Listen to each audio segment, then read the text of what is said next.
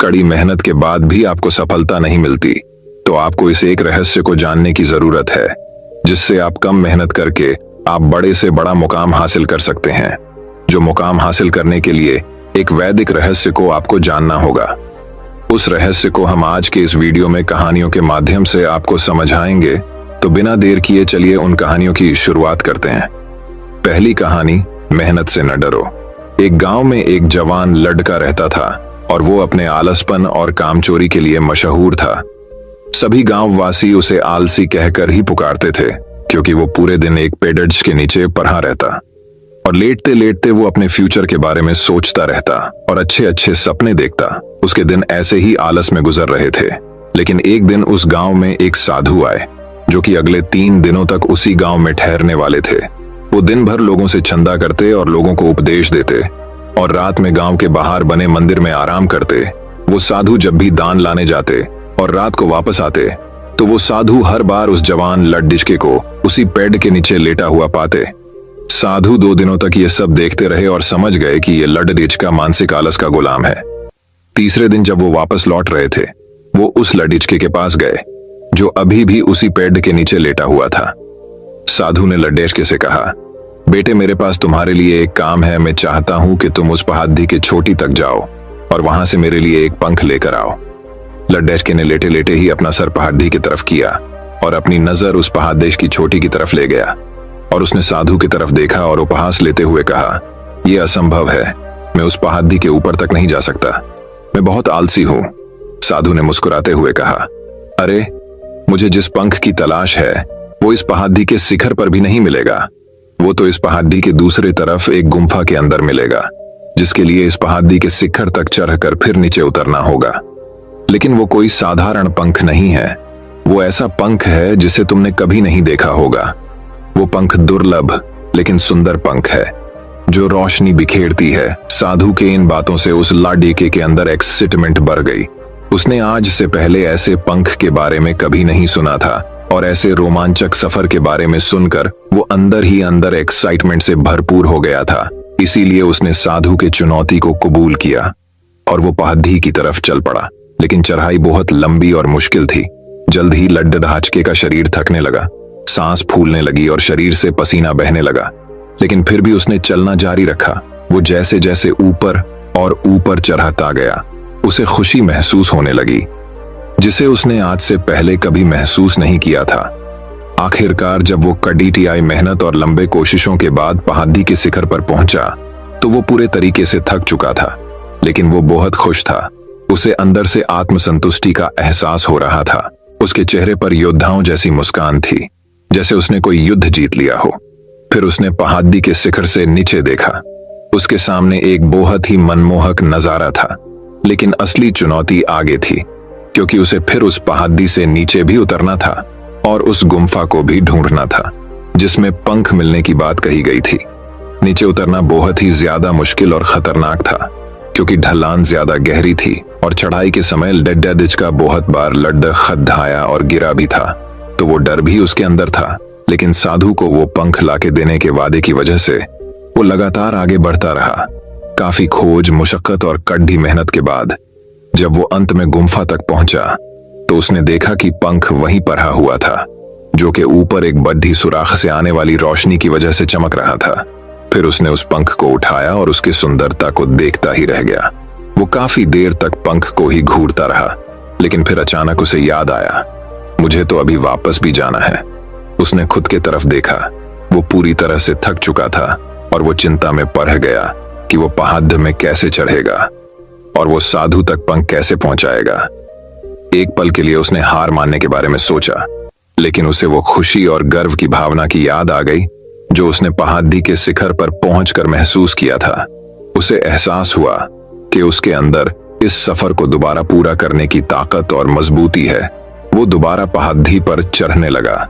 उसके मांसपेशियों में दर्द हो रहा था और कमजोरी की वजह से पैर कांप रहे थे, सांस फूल रहे थे। वो कई बार लड़खड़ा कर गिर भी पड़ रहा, लेकिन उसने हार नहीं मानी। वो खुद को आगे बढ़ाने के लिए लगातार मोटिवेट करता है। अथक मेहनत और घंटों की कड़ी कोशिशों के बाद जब वो साधु के पास पहुंचा और उनके हाथों में वो पंख रखा, तो उसके खुशी का ठिकाना न रहा। उसे महसूस हुआ कि उसने आज अपने आलस पर काबू पा लिया है और कुछ बढ़िया करके दिखाया है। उसके चेहरे पर इतनी खुशी और संतुष्टि का भाव देखकर साधु मुस्कुराए और बोले, बहुत बढ़िया मेरे बच्चे, आज तुमने जीवन का बहुत ही महत्वपूर्ण सबक सीखा है कि आलस कोई ऐसी चीज नहीं है जिसे स्वीकार कर लिया जाए, बल्कि आलस एक चुनौती है जिसे दूर करना होगा। ये एक बाधा है जिसे पार करना होगा और आलस को खत्म करने के लिए तुम्हें अपना पहला कदम उठाना ही होगा, अपने मकसद की तरफ चलना ही होगा और तब तक चलते रहना पड़ेगा जब तक तू अपनी मंजिल को हासिल नहीं कर लेता। लड्ढाके ने साधु के शब्दों की गहराई और उसके मकसद को समझते हुए हाँ में अपना सर हिला दिया।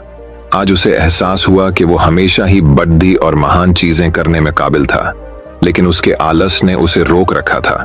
अब वो जानता था कि उसके पास अपने रास्ते में आने वाले किसी भी बाधा को वो दूर करने की ताकत और मजबूती है। इसके बाद साधु ने उस लड़के को आशीर्वाद दिया और उस गांव से चले गए। इस कहानी से सीखने वाली बात यह है कि मकसद लगने इम्पॉसिबल के बावजूद भी अगर हम उसे पूरा करने के लिए खुद को आगे बढ़ाते हैं, तब हम अपने अंदर ऐसी ताकत और मजबूती की खोज करते हैं जिसके बारे में हम कभी नहीं जानते थे। आलसपन पे काबू पाने के लिए हमें खुद को चुनौती देनी चाहिए और बड़ा सपना देखना चाहिए, फिर चाहे उस सपने को पूरा करना कितना ही मुश्किल क्यों ना हो। हमें लगातार मानसिक और शारीरिक तरीके से आगे बढ़ते रहना चाहिए। बाधाओं और असफलता के बावजूद मजबूत रहना चाहिए। हमें अपने लिए एक नियम बनाकर उस पर टिके रहकर अपने डेली लाइफ को भी विकसित करना चाहिए। हमें कुछ ऐसी आदतें बनानी चाहिए जो मन न लगने पर भी फोकस और एक्टिव रहने में मदद करेंगे। आलस पर काबू करने का मतलब मानसिकता विकास करना है। इसका मतलब चुनौतियों और असफलताओं को विकास और सीखने की अपॉर्चुनिटी के रूप में देखना, न कि हार मानने के रूप में। तो दोस्तों, अब चलिए हमारे दूसरी कहानी की शुरुआत करते हैं। दूसरी कहानी बेस्ट रोंगटे खड़े कर देने वाली। लड़ रहा है तू, झगड़ रहा है तू अपने विचारों से और अपने हालातों से और अनगिनत चिंताओं से। वैसे तो जिंदगी में ज्यादा कुछ नहीं है, लेकिन जितना भी है उसे भी खोने का अंदर एक डर है। मन तो न जाने कितने ही चीजों का करता है, लेकिन जहां इच्छा पूरी करने के लिए पैसों की बात आती है, वहां पर मन को हमेशा मारना पड़ता है।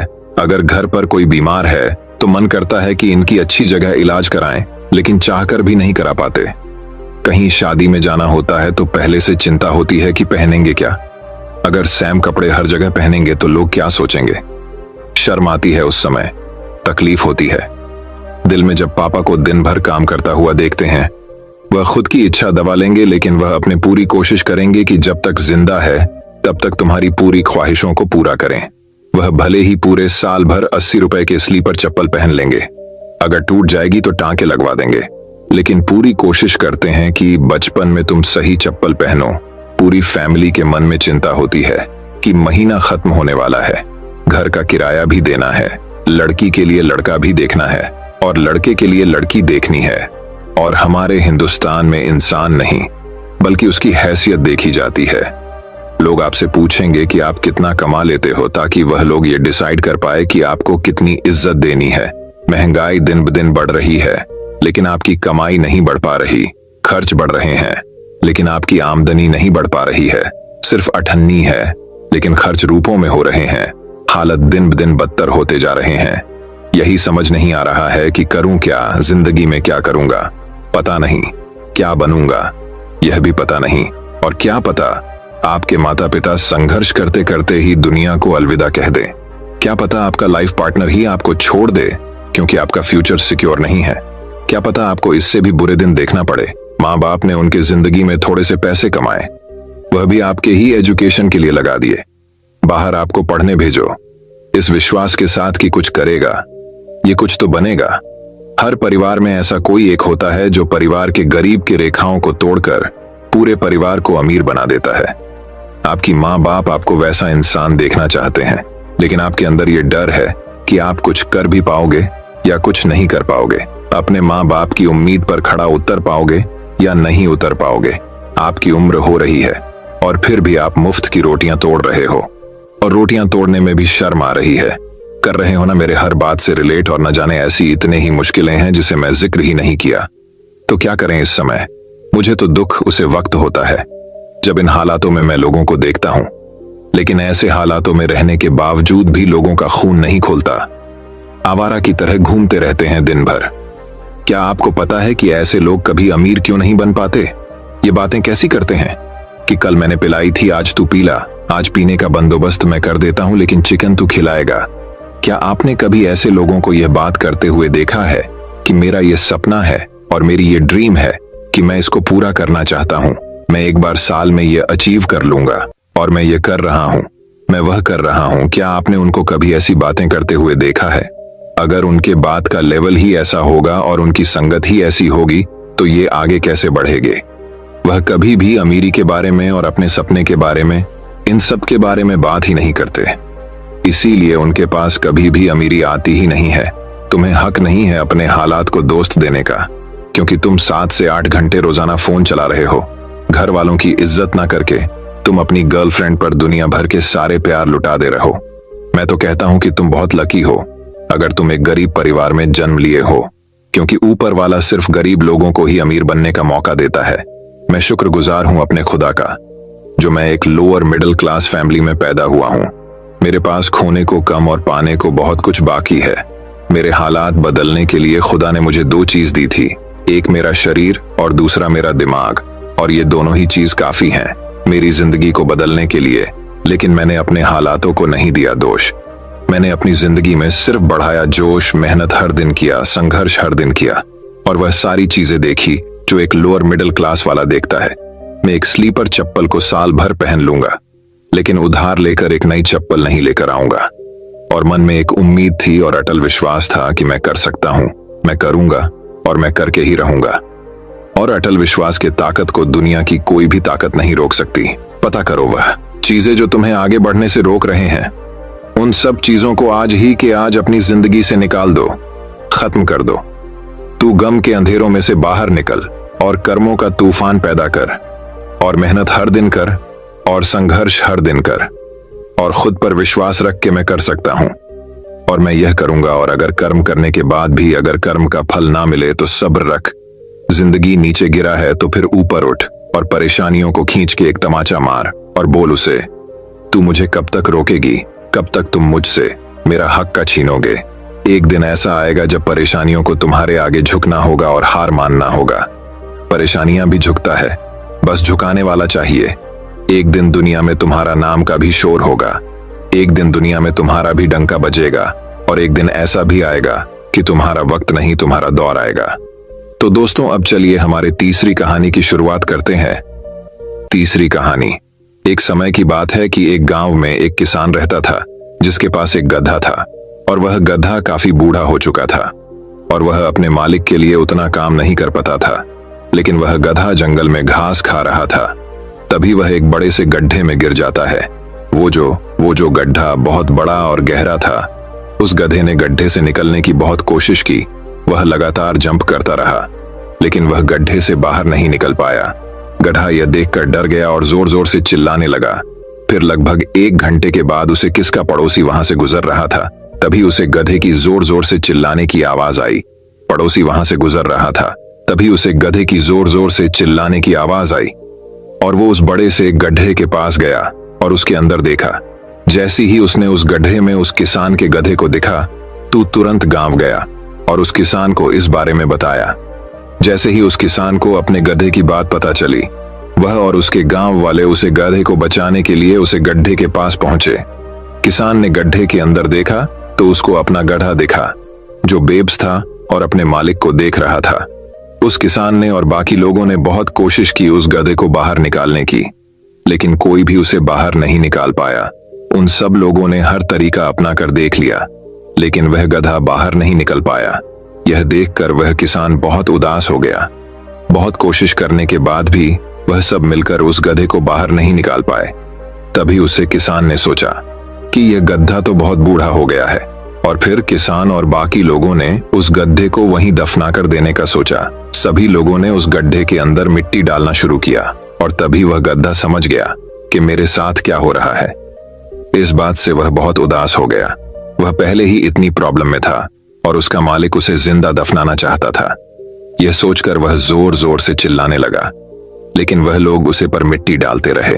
थोड़ी देर मिट्टी डालने के बाद जब उस किसान ने उस गड्ढे में देखा तो वह देखकर हैरान हो गया।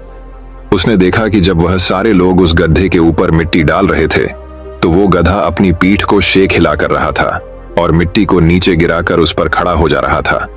और थोड़ी देर के बाद वह सारे लोग हैरान हो जाते हैं क्योंकि वह गधा ऐसा करते करते उसे गड्ढे के बहुत ऊपर आ गया था और तभी वह गड्ढे से जंप लगाकर बाहर आ जाता है।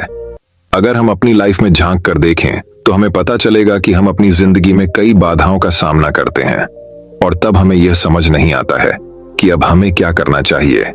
ऐसी सिचुएशन से घबराकर साहस नहीं हारना चाहिए, बल्कि हमें उन बाधाओं के साथ कदम मिलाकर आगे बढ़ना चाहिए। अगर वह गधा अपना साहस को खो देता तो उसका मरना तय था, लेकिन उसने अपना साहस नहीं खाया और अपने ऊपर गिरी मिट्टी को सरकाकर उस पर खड़ा होता गया और उस गड्ढे से बाहर आ गया। ठीक इसी तरह हमें भी अपना साहस नहीं खोना चाहिए और थोड़ा सुकून से अपनी प्रॉब्लम के बारे में सोचना चाहिए। हमें अपने रास्ते में आने वाली बाधाओं से हारना नहीं है, बल्कि बाधाओं को अपॉर्चुनिटी की तरह देखना है और अपनी लाइफ में आगे बढ़ना है। तो दोस्तों, अब चलिए हमारे चौथी कहानी की शुरुआत करते हैं। चौथी कहानी, एक मकड़ी ने आराम से रहने के लिए एक शानदार जाला बनाने का विचार किया और सोचा कि इस जाले में खूब कीड़े मक्खियां फंसेंगे और मैं उन्हें आहार बनाकर मजे से रहूंगी। उसने कमरे के एक कोने में जाला बुनना शुरू किया। तभी अचानक उसकी नजर बिल्ली पर पड़ी जो उसे देखकर हंस रही थी। मकड़ी को गुस्सा आ गया, लेकिन बिल्ली बोली, हंसूं नहीं तो क्या करूं, यहाँ मक्खियां नहीं है, यहाँ कौन आएगा तेरे जाले में। बात मकड़ी के गले उतर गई। उसने अच्छी सलाह के लिए बिल्ली को धन्यवाद दिया और जाला अधूरा छोड़कर दूसरी जगह तलाश करने लगी। उसने खिड़की में जाला बुनना शुरू किया। तभी एक चिड़िया आई और मकड़ी का मजाक उड़ाते हुए बोली, अरे मकद्दी, तू भी कितनी बेवकूफ है। अरे यहाँ तो खिड़की से तेज हवा आती है, तू तो अपने जाले के साथ ही उड़ा डाच जाएगी। मकड़ी को चिड़िया की बात ठीक लगी और वह वहां भी जाला अधूरा बना छोड़कर सोचने लगी, अब कहां नाला बनाया जाए। तभी उसे एक अलमारी का खुला दरवाजा दिखा और उसने उसी में अपना जाला बुनना शुरू किया। कुछ जाला बुना ही था, तभी उसे एक काकरोच नजर आया जो जाले को अचरज भरी नजरों से देख रहा था। बोला, अरे यहां कहां जाला बुनने चली आई, ये तो बेकार की अलमारी है, अभी यह यहां पड़ी है, कुछ दिनों बाद इसे बेच दिया जाएगा, तुम्हारी सारी मेहनत बेकार चली जाएगी। यह सुनकर मकड़ी ने वहां से हट जाना ही बेहतर समझा। बार बार प्रयास करने से वह काफी थक चुकी थी और उसके अंदर जाला बुनने की ताकत ही नहीं बची थी। उसे पछतावा हो रहा था कि अगर पहले ही जाला बुन लेती तो अच्छा रहता। उसने पास से गुजर रही चींटी से मदद करने का आग्रह किया। चींटी बोली, मैं बहुत देर से तुम्हें देख रही थी, तुम बार बार अपना काम शुरू करती और दूसरों के कहने पर उसे अधूरा छोड़ देती, और जो लोग ऐसा करते हैं उनकी यही हालत होती है। और ऐसा कहते हुए वह अपने रास्ते चली गई और मकड़ी पछताती हुई निढाल पड़ी रही। दूसरों की बात अगर सुनते रहोगे तो खुद का कब सुनोगे। तो दोस्तों, अब चलिए हमारे पांचवी कहानी की शुरुआत करते हैं। पांचवी कहानी, घास और बांस। एक व्यापारी था। किसी कारणवश उसका बिजनेस पूरी तरह डूब गया और वो पूरी तरह हताश हो गया। वह अपने जीवन से बुरी तरह थक चुका था। एक दिन परेशान होकर वह जंगल में गया और काफी देर वहां अकेला बैठा रहा। कुछ सोचकर भगवान से बोला, मैं हार चुका हूं, मुझे कोई एक वजह बताइए कि मैं क्यों ना हताश हूं, मेरा सब कुछ खत्म हो चुका है। भगवान ने जवाब दिया, तुम जंगल में इस घास और बांस के पेड़ को देखो। जब मैंने घास और इस बांस के बीज को लगाया, मैंने दोनों की देखभाल की, बराबर पानी दिया, बराबर प्रकाश दिया। घास बहुत जल्दी बड़ी होने लगी और इसने धरती को हरा भरा कर दिया, लेकिन बांस का बीज बड़ा नहीं हुआ। लेकिन मैंने बांस के लिए अपनी हिम्मत नहीं हारी। दूसरे साल घास और घनी हो गई, उस पर झाड़ियां आने लगीं, लेकिन बांस का बीज वैसा कै वैसा ही रहा। लेकिन मैंने फिर भी बांस के बीज के लिए हिम्मत नहीं हारी। तीसरे साल भी बांस के बीज में कोई वृद्धि नहीं हुई, लेकिन मित्र मैंने फिर भी हिम्मत नहीं हारी। चौथे साल भी कुछ नहीं हुआ, लेकिन मैं लगा रहा। 5 साल बाद उस बांस के बीज से एक छोटा सा पौधा अंकुरित हुआ। घास की तुलना में यह बहुत छोटा और कमजोर था, लेकिन केवल 6 महीने बाद यह छोटा सा पौधा 100 फीट लंबा हो गया। मैंने बांस की जड़ को इतना बड़ा करने के लिए 5 साल का समय लगाया। इन 5 वर्षों में इसकी जड़ इतनी मजबूत हो गई कि 100 फीट ऊंचे बांस को संभाल सके। सीख, जब भी जीवन में संघर्ष करना पड़े तो समझिए कि आपकी जड़ मजबूत हो रही है। संघर्ष आपको मजबूत बना रहा है। जिससे कि आप आने वाले कल को सबसे बेहतरीन बना सको। किसी दूसरे से अपनी तुलना मत करो, कुछ सोचकर भगवान से बोला। मैं हार चुका हूं, मुझे कोई एक वजह बताइए कि मैं क्यों ना हताश हूं। मेरा सब कुछ खत्म हो चुका है। भगवान ने जवाब दिया, तुम जंगल में इस घास और बांस के पेड़ को देखो। जब मैंने घास और इस बांस के बीज को लगाया, मैंने दोनों की देखभाल की, बराबर पानी दिया, बराबर प्रकाश दिया। घास बहुत जल्दी बड़ी होने लगी और इसने धरती को हरा भरा कर दिया, लेकिन बांस का बीज बड़ा नहीं हुआ। लेकिन मैंने बांस के लिए अपनी हिम्मत नहीं हारी। दूसरे साल घास और घनी हो गई, उस पर झाड़ियां आने लगीं, लेकिन बांस का बीज वैसा क्या वैसा ही रहा। लेकिन मैंने फिर भी बांस के बीज के लिए हिम्मत नहीं हारी। तीसरे साल भी बांस के बीज में कोई वृद्धि नहीं हुई, लेकिन मित्र मैंने फिर भी हिम्मत नहीं हारी। चौथे साल भी कुछ नहीं हुआ, लेकिन मैं लगा रहा। 5 साल बाद उस बांस के बीज से एक छोटा सा पौधा अंकुरित हुआ। घास की तुलना में यह बहुत छोटा और कमजोर था, लेकिन केवल 6 महीने बाद यह छोटा सा पौधा 100 फीट लंबा हो गया। मैंने बांस की जड़ को इतना बड़ा करने के लिए 5 साल का समय लगाया। इन 5 वर्षों में इसकी जड़ इतनी मजबूत हो गई कि 100 फीट ऊंचे बांस को संभाल सके। सीख, जब भी जीवन में संघर्ष करना पड़े तो समझिए कि आपकी जड़ मजबूत हो रही है। संघर्ष आपको मजबूत बना रहा है, जिससे कि आप आने वाले कल को सबसे बेहतरीन बना सको। किसी दूसरे से अपनी तुलना मत करो। तो दोस्तों, अब चलिए हमारे छठी कहानी की शुरुआत करते हैं। छठी कहानी। दोस्तों, बात बहुत समय पहले की है। एक गांव में एक अमीर जमींदार रहता था। उसे अपने पैसों पर बड़ा घमंड था। जितने अधिक पैसे उसके पास थे, उतना ही वह कंजूस भी था। अपने खेतों में काम करने वाले किसानों से वह खूब काम करवाता, मगर पगार कौड़ी भर भी न देता। मजबूर गरीब किसान मन मारकर उसके खेत में काम करते। उसी गांव में रामू नामक एक किसान रहता था। उसके पास थोड़ी सी जमीन थी। उसी में खेती बाड़ी कर वह अपना और अपने परिवार का गुजारा चलाता था। रामू बड़ा मेहनती था। वह दिन भर अपने खेत में काम करता और अपनी मेहनत के दम पर इतनी फसल प्राप्त कर लेता कि अपने परिवार के लिए 2 वक्त की रोटी जुटा सके। गांव के बाकी किसानों के पास रामू के मुकाबले अधिक जमीनें थीं। वे रामू की मेहनत देखकर हैरान होते कि कैसे इतनी सी जमीन में वह इतनी फसल उगा लेता है। एक साल गांव में भयंकर सूखा पड़ा। बिना बारिश के खेत खलिहान सूखने लगे। गरीब किसानों के पास सिंचाई की कोई व्यवस्था न थी। वे सिंचाई के लिए बारिश पर ही निर्भर थे, इसलिए उनकी सारी फसल बर्बाद हो गई। रामू के साथ भी यही हुआ। अपने छोटे से खेत में वह किसी तरह अपने परिवार का पालन पोषण कर रहा था। अब उनके सामने भूखे मरने की नौबत आ गई। मजबूरी के कारण वह गांव के जमींदार के पास कर्ज मांगने गया। जमींदार कंजूस तो था। उसने सोचा कि यदि उसने रामू को पैसे दिए तो ये लौटा तो पाएगा नहीं, इसलिए इसे अपने खेत में काम पर लगा लेता हूं। मेहनती तो ये है ही और मजबूर भी। कम पैसों में दुगुनी मेहनत करवाऊंगा। उसने रामू से कहा, देख रामू, मैं तुझे कर्ज तो दे नहीं सकता, लेकिन तेरी इतनी मदद कर सकता हूं कि तुझे अपने खेत में काम पर रख लूं। तुझे महीने के 1000 रुपए दे दिया करूंगा, पर मालिक दूसरे किसान तो 2000 पाते हैं। रामू बोला, करना है तो कर, वरना मेरे पास किसानों की कमी नहीं। जमींदार बोला, मजबूर रामू क्या करता। हामी भरकर घर लौट आया। अगले दिन से जमींदार के खेत में काम करने लगा। मेहनती तो वह था ही, वह खूब मेहनत और लगन से काम करता। उसने 4 महीने का काम 2 महीने में ही कर दिया। ये देख जमींदार बहुत खुश हुआ, लेकिन इसके मन में मक्कारी जाग उठी। उसने सोचा कि 4 महीने का काम तो इसने 2 ही महीने में कर दिया, क्यों ना इसे निकाल दूं। इससे मेरे 2 महीने के पैसे बच जाएंगे। उसने रामू को बुलाया और उसके 2 महीने के पैसे देकर कहा, रामू, यह ले तेरे पैसे, कल से मत आना, अब मुझे तेरी जरूरत नहीं। यह सुनकर रामू परेशान हो गया। बड़ी मुश्किल से उसका घर चल रहा था। अब अपने परिवार का भरण पोषण कैसे करेगा। वह जमींदार के सामने गिड़गिड़ाने लगा कि उसे काम से न निकाले, लेकिन जमींदार ने उसकी एक न सुनी और उसे काम से निकाल दिया। रामू आंखों में आंसू लेकर घर लौटा। चिंता से रात भर उसे नींद नहीं आई। सुबह उठकर उसने फैसला किया कि वह फिर से जमींदार के पास जाएगा और उससे विनती करेगा कि उसे वापस काम पर रख ले। वह जमींदार के घर के सामने जाकर बैठ गया। सुबह उठकर जाट जमींदार अपने घर से बाहर निकला तो रामू को घर के सामने बैठा हुआ देखा। उसने रामू से पूछा, क्या हुआ रामू, क्यों आया है। रामू जमींदार की पैरों पर गिर पड़ा और गिड़गिड़ाते हुए बोला, मुझ पर दया कीजिए मालिक, मुझे काम पर रख लीजिए, मेरा परिवार भूखा मर जाएगा। जमींदार ने उसकी एक न सुनी और उसे धक्के मार के वहां से निकाल दिया।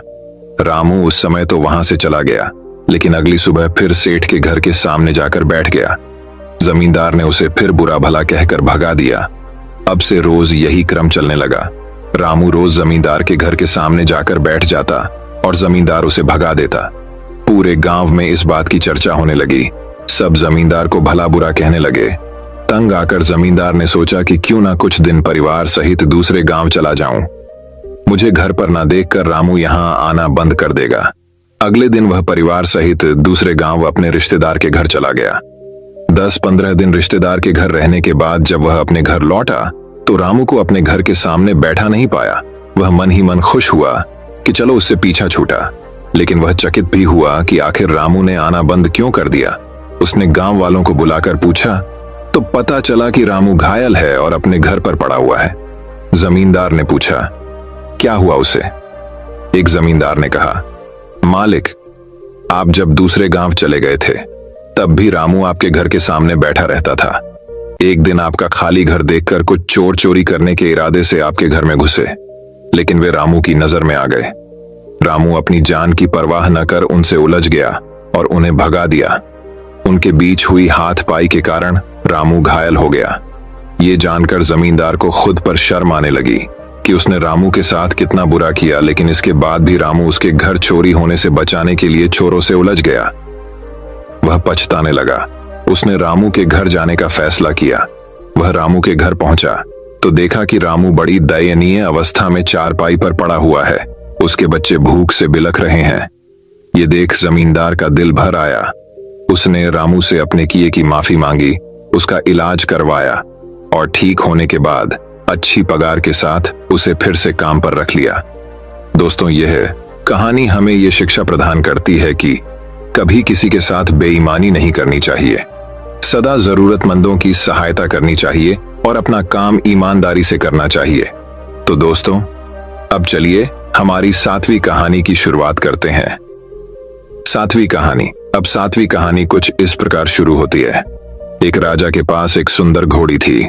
वह उससे बहुत प्रेम करता था और उसका विशेष ख्याल रखता था। इसका कारण यह था कि युद्ध क्षेत्र में घोड़ी ने कई बार राजा के प्राणों की रक्षा की थी। ये घोड़ी की वफादारी थी जिसने राजा का दिल जीत लिया था। घोड़ी ने कई वर्षों तक राजा की सेवा की और पूर्ण वफादार बनी रही। जब उसकी उम्र हो गई तो उसकी जगह उसके बेटे ने ले ली। वो हृष्ट पुष्ट था, मगर उसमें एक खामी थी, वह जन्म से ही काना था। इस बात को लेकर वह हमेशा दुखी रहा करता था। एक बार उसने घोड़ी से पूछा, मां, मैं काना क्यों जन्मा?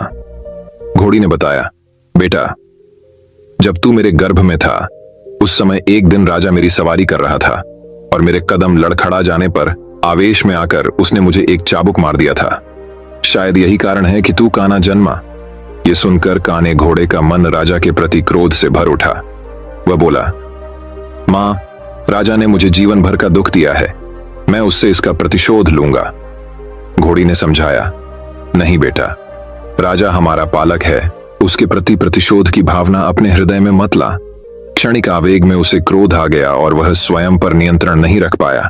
इसका अर्थ ये कतई नहीं कि वह हमसे प्रेम नहीं करता। तू प्रतिशोध लेने का विचार अपने हृदय से निकाल दे। मां के समझाने पर भी काने घोड़े का क्रोध शांत नहीं हुआ। वह राजा से प्रतिशोध लेने का अवसर ढूंढने लगा। बहुत जल्द उसे यह अवसर मिल भी गया। राजा युद्ध के मैदान में काने घोड़े पर सवार था। उसके और उसके पड़ोसी राज्य के राजा के बीच घमासान युद्ध छिड़ा हुआ था। तलवारबाजी करते करते अचानक राजा घोड़े से नीचे गिर पड़ा। मौत उसके करीब थी। काना घोड़ा उसे वहीं उसी हाल में छोड़कर भाग सकता था, लेकिन उसने ऐसा नहीं किया। उसने फुर्ती दिखाई और राजा को फिर से अपनी पीठ पर बिठाकर उसके प्राण बचा लिए। वह चकित था कि उसने ऐसा क्यों किया। जिस व्यक्ति ने उसे काना बनाया उसने उसके प्रति वफादारी क्यों दिखाई, क्यों उससे प्रतिशोध नहीं लिया? ये प्रश्न उसने घोड़ी से पूछा तो वह मुस्कुराते हुए बोली, तू आखिर बेटा किसका है? मेरा ना।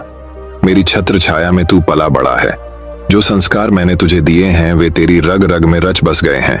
उन संस्कारों के विपरीत तू जा ही नहीं सकता। वफादारी तेरे खून में है बेटा, तू वफादार ही रहेगा। दोस्तों, यह कहानी हमें यह शिक्षा प्रदान करती है कि दोस्तों, संस्कारों का आचरण पर बड़ा गहरा प्रभाव पड़ता है। जिन संस्कारों के साए में बच्चे का पालन पोषण होता है वे उसके अवचेतन में गहरे तक समाहित हो जाते हैं। ऐसे में अपने संस्कारों के विपरीत वह चाह ही नहीं सकता। संस्कारों का सबसे बड़ा आधार परिवार है, जहां से संस्कारों की नींव पड़ती है। हर माता पिता की जिम्मेदारी है कि वे अपने परिवार को अच्छे संस्कारों की नींव दें। अच्छे संस्कार के परिवार का व्यक्ति संस्कारी बनेगा और अपने कर्मों से समाज में सदा सम्मान पाएगा। तो दोस्तों, अब चलिए हमारे 8वीं कहानी की शुरुआत करते हैं। 8वीं कहानी दोस्तों बात बहुत समय पहले की है। बहुत समय पहले की बात है। एक राज्य में एक राजा रहता था। वह अक्सर वेश बदलकर अपने राज्य के गांव और नगरों के भ्रमण पर निकलता और प्रजा के हालचाल लिया करता था। एक दिन वह हमेशा की तरह वेश बदलकर भ्रमण पर निकला। एक रास्ते पर पहुंचकर उसे विचार आया कि क्यों न मैं अपने राज्य के लोगों की परीक्षा लूं।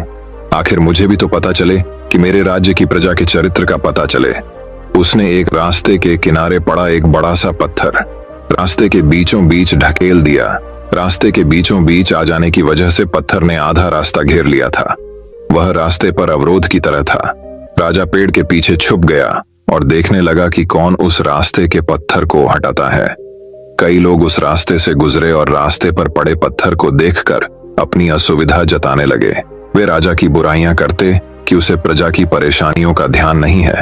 रास्तों पर इस तरह बड़े बड़े पत्थर पड़े रहते हैं, लेकिन उन्हें बंटने की कोई व्यवस्था नहीं रहती, किंतु कोई भी इस पत्थर को वहां से हटाने का प्रयास नहीं करता। राजा छुपकर सारा हाल देख रहा था। कई घंटे बीत गए थे, किंतु किसी ने उस पत्थर को हटाने का प्रयास नहीं किया था। राजा दुखी हो गया कि उसके राज्य के लोग कितने स्वार्थी हैं, जो दूसरों की मीन मेख तो निकालते हैं, पर खुद भलाई का कोई काम नहीं करते। वह स्वयं रास्ते पर पड़ा पत्थर हटाने के लिए आगे बढ़ा। तभी उसने देखा कि एक किसान पीठ पर धान की बोरी लादे आ रहा है। वह फिर पेड़ के पीछे छुप गया। उसने सोचा, इस व्यक्ति को देख लेता हूं, इसने भी पत्थर न हटाया तो मैं स्वयं हटा दूंगा। किसान पत्थर के पास पहुंचा और ठहर गया। उसने अपने पीठ की भारी बोरी किसी तरह उतारी और एक किनारे रख दी। फिर वह पत्थर के पास गया और उसे हटाने के लिए जोर लगाने लगा। किसी तरह उसने पत्थर रास्ते के किनारे सरका दिया और हाथ झाड़ता हुआ बुदबुदाया। अब इस पत्थर के कारण रास्ते से जाने वाले राहगीरों को कोई परेशानी नहीं होगी। वह अपनी बोरी उठाने के लिए बढ़ने लगा तो उसकी नजर एक पोटली पर पड़ी। वह उसी स्थान पर थी जहां पत्थर पड़ा था। राजा ने ही वह पोटली पत्थर के नीचे दबाई थी।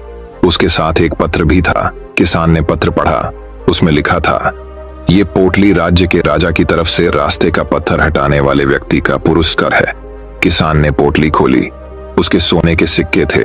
उसने मन ही मन राजा का धन्यवाद किया। फिर सोने के सिक्कों की पोटली कमर में बांधकर और धान की बोरी पीठ पर लादकर अपने घर की ओर चला गया। एक रास्ते में आने वाली हर बाधाएं उन्नति का अवसर है, इसलिए बाधाओं से डरे नहीं, उनका सामना करें और उन्हें हटाकर जीवन में तरक्की के मार्ग पर आगे बढ़े। दोनों परोपकार करने वाले व्यक्ति को परोपकार का शुभ फल अवश्य मिलता है। तो दोस्तों, अब चलिए हमारे 9वीं कहानी की शुरुआत करते हैं। 9वीं कहानी। एक राज्य में एक राजा राज करता था। वह एक शानदार महल में रहता था, जो कीमती पत्थरों से बना था और जिसमें तरह तरह की नक्काशियां की हुई थीं। महल इतना सुंदर था कि उसके चर्चे दूर दूर तक फैले हुए थे। उसके महल के मुकाबले का महल आसपास के किसी भी राज्य के राजा के पास नहीं था। जो भी राजा का महल देखता, उसकी प्रशंसा के पुल बांध देता। अपने महल की प्रशंसा सुनकर राजा फूला नहीं समाता। धीरे धीरे उसमें घमंड घर कर गया।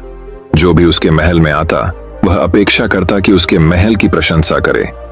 यदि कोई उसके महल की प्रशंसा नहीं करता तो उसे बुरा लग जाता था।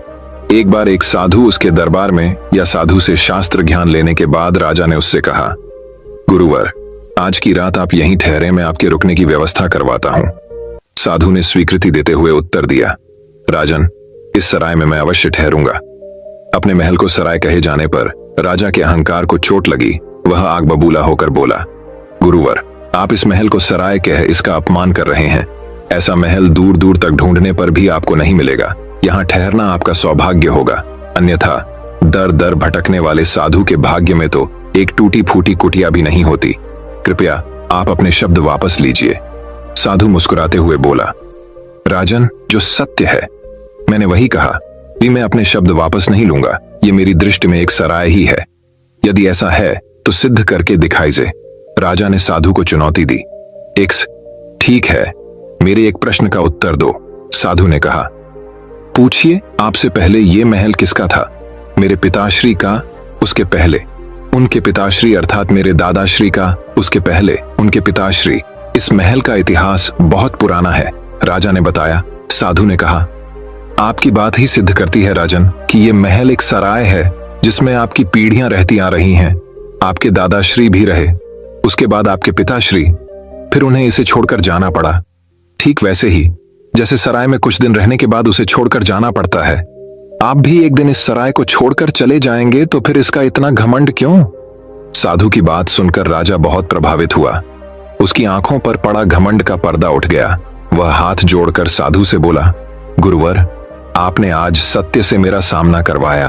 अब तब मैं अपने अहम में डूबा हुआ था, मुझे क्षमा कर दें। साधु ने राजा की क्षमा किया और उस रात महल में रुककर अगले दिन वहां से प्रस्थान कर लिया। सीख, ये दुनिया एक सराय की तरह है जहां लोग आते हैं और कुछ दिन रहने के बाद चले जाते हैं। यहां से आप कुछ भी लेकर नहीं जाएंगे, लेकिन यदि आप कुछ देकर गए तो सदा इस दुनिया में आपका नाम अमर रहेगा। इसीलिए अच्छे कर्म कीजिए, लोगों की सेवा कीजिए और इस दुनिया को बेहतर बनाने में अपना योगदान दीजिए। तो दोस्तों, अब चलिए हमारे 10वीं कहानी की शुरुआत करते हैं। 10वीं कहानी। एक राज्य में जय सिंह नामक बुद्धिमान राजा राज करता था। वह इतना बुद्धिमान था कि किसी भी समस्या का तुरंत निराकरण कर देता था। उसके चर्चे दूर दूर तक के राज्यों तक फैले हुए थे। कई पड़ोसी राज उसकी बुद्धिमानी से ईर्ष्या करते थे और उसे नीचा दिखाने के प्रयोजन से उसकी बुद्धि की परीक्षा के लिए तरह तरह के पैंतरे आजमाते थे। एक बार एक पड़ोसी राजा की पुत्री राजकुमारी चंद्रकला के कानों में राजा जयसिंह की बुद्धिमानी के चर्चे पड़े। उसने भी उसकी परीक्षा लेने की ठान ली। उसने अपने एक दूत के हाथों 2 फूल राजा जयसिंह के पास भिजवाए और साथ ही एक पत्र भी। राजा जयसिंह ने पत्र पढ़ा। पत्र में लिखा था, महाराज, आपकी बुद्धिमानी के चर्चे बहुत सुने होगी। आप वाकई बुद्धिमान हैं, तो मेरे द्वारा भिजवाए 2 फूलों में से असली और नकली फूल को पहचानिए। ध्यान रहे, आप उन्हें छू नहीं सकते। राजा ने देखा कि दोनों फूल बिल्कुल एक जैसे हैं, उनमें कोई भिन्नता नहीं। कुछ देर विचार करने के बाद राजा ने अपने एक सेवक को महल की खिड़कियां खोलने का आदेश दिया। सेवक ने खिड़कियां खोल दी। महल की कई खिड़कियां शाही बाग की तरफ खुलती थीं। कुछ देर में कुछ मधुमक्खियां महल में प्रविष्ट हुईं। पड़ोसी राज्य के दूत के हाथों के 2 फूलों में से एक फूल पर वे मंडराने लगी। राजा जय सिंह समझ गए कि वही असली फूल हैं। उन्होंने उस फूल की तरफ संकेत करके कहा कि वही असली फूल है। राजा का उत्तर सही था। दरबार में राजा की बुद्धिमानी की प्रशंसा होने लगी। दूर ने वापस जाकर राजकुमारी चंद्रकला को राजा जय सिंह के उत्तर के बारे में बताया। राजकुमारी भी उनकी बुद्धिमान पर प्रसन्न हुई और अपने पिता से कहकर उनसे विवाह करने की इच्छा प्रकट की। कुछ ही दिनों में राजा जय सिंह और राजकुमारी चंद्रकला का विवाह हो गया और वे लोग सुख से जीवन व्यतीत करने लगे। सीख, बुद्धिमानी हर प्रश्न का हल और हर समस्या का निराकरण है। इसलिए जब भी कोई प्रश्न या समस्या सामने हो तो बुद्धि का प्रयोग करें। तो दोस्तों, अब चलिए हमारे 11वीं कहानी की शुरुआत करते हैं। 11वीं कहानी। एक गांव में एक किसान रहता था। वह बहुत लालची था। अपने लालच के कारण अक्सर वह गांव के लोगों को धोखा दिया करता था। धीरे धीरे गांव के लोग उसका स्वभाव अच्छी तरह समझ गए और उससे किनारा कर लिया। किसान के घर में उसकी पत्नी और 2 बच्चे थे। गांव के लोगों द्वारा किनारा कर लेने पर पत्नी ने किसान को बहुत समझाया कि लालच छोड़ दे और दूसरों को अपने फायदे के लिए इस्तेमाल न करे, न ही धोखा दे। लेकिन किसान नहीं माना। तंग आकर किसान की पत्नी बच्चों सहित अपने मायके चली गई। किसान घर पर अकेला रह गया। खेत के काम के साथ ही घर के काम की जिम्मेदारी भी उसके सिर पर आ गई। वह अब भी रोज खेत में जाता और काम करता, लेकिन काम के दोहरे बोझ के कारण उसका काम प्रभावित होने लगा। गांव में कोई उसके साथ काम नहीं करना चाहता था और अकेले काम करना उसके बस में नहीं था। एक दिन उसने सोचा, क्यों ना मैं खेत में काम करने के लिए पास ही के जंगल में जाकर किसी जानवर को ले आऊं, उसे थोड़ा बहुत खाना देकर मनमर्जी काम करवा लूंगा। अगले दिन वह जंगल गया और एक भालू को अपने खेत में काम करने का प्रस्ताव दिया। भालू ने पूछा कि इसके बदले वह उसे क्या देगा। किसान ने कहा कि वह उसे 2 वक्त का भोजन दे देगा। भालू राजी नहीं हुआ। उसने कहा कि उसे 2 वक्त के भोजन के साथ ही फसल में भी हिस्सा चाहिए। किसान ने सोचा कि अभी इसकी बात मान जाता हूं। बाद में कोई ऐसी तरकीब निकाल लूंगा कि इसे फसल में कोई हिस्सा न देना पड़े। उसने हामी भर दी। भालू उसके साथ खेत में चला आया। अगले दिन किसान ने भालू से कहा कि मैं इस बार जो फसल उगाऊंगा उसका आधा आधा हिस्सा दोनों आपस में बांट लेंगे। ऊपर का हिस्सा तुम ले लेना, मैं नीचे का हिस्सा ले लूंगा। भालू मान गया। किसान ने खेत में आलू उगाए। भालू दिन रात खेत में काम करता रहा। जब फसल हुई तो किसान ने जड़ में लगे सारे आलू ले लिए और भालू को ऊपर की पत्तियां दे दी। भालू समझ गया कि किसान ने उसे मूर्ख बनाया है। वह नाराज होकर जंगल जाने लगा। तब किसान ने उसे भलाकर रोकते हुए कहा कि अगली बार वह उसे नीचे का हिस्सा दे देगा। भालू मान गया और जंगल वापस नहीं गया। इस बार भी वह पूरी मेहनत से रात और दिन एक करके काम करता रहा, मगर किसान ने चालाकी दिखाकर इस बार खेत में आलू की नहीं बल्कि गेहूं की फसल बोई थी। जब फसल कटाई का समय आया तो किसान ने सारे गेहूं ले लिए और भालू को जड़ दे दी। भालू बहुत नाराज हुआ कि किसान ने उसे दोबारा मूर्ख बनाया। इस बार वह किसान के लाख मनाने पर भी नहीं माना और जंगल लौटने लगा। भालू बहुत दुखी था क्योंकि इतनी मेहनत के बाद भी उसे कुछ हासिल नहीं हुआ था। गांव के कुछ किसानों ने उसे दुखी देखा तो कारण पूछने लगे। भालू ने उन्हें सारी बात बता दी। किसान भालू की मेहनत देख चुके थे। उन्होंने उसे अपने खेत में काम दिया और फसल होने पर हिस्सा भी। भालू मेहनती होने के कारण सबका चहेता बन गया। उधर लालची किसान अकेला होने के कारण खेत में ढंग से काम नहीं कर पाया और उसकी पूरी फसल बर्बाद हो गई। उसने गांव वालों से मदद मांगी मगर कोई उसकी मदद को ना आया क्योंकि वह सबका विश्वास खो चुका था। वह अपने किए पर पछताता रह गया। सीख 1, कभी भी लालच और स्वार्थ के कारण दूसरों को धोखा नहीं देना चाहिए। एक बार लोगों का विश्वास उठ जाए तो उसे फिर से हासिल करना बहुत मुश्किल होता है। दूसरी सीख, सबसे मिलजुल रहना चाहिए और दूसरों की मदद करनी चाहिए। तभी वक्त पड़ने पर हमें दूसरों की मदद प्राप्त होगी। दोस्तों, मैं उम्मीद करता हूं कि यह कहानी सुनने से आपके जीवन में अच्छे बदलाव आए होंगे। आपको इस वीडियो से क्या सीखने मिला ये कमेंट करके जरूर बताएं और अपने परिवार, दोस्तों या आपके करीबी इंसान के साथ ये कहानी शेयर करके उन्हें भी इस ज्ञान से परिचित करवाए। बाकी अगर आपको ये वीडियो दिल से अच्छी लगी हो तभी इस वीडियो को लाइक कर देना और आपने अब तक इस चैनल को सब्सक्राइब न किया हो तो चैनल को सब्सक्राइब भी जरूर कर देना। आपका हर दिन शुभ हो और खुशियों से आपका जीवन भरा रहे। धन्यवाद। नमो बुद्धाय।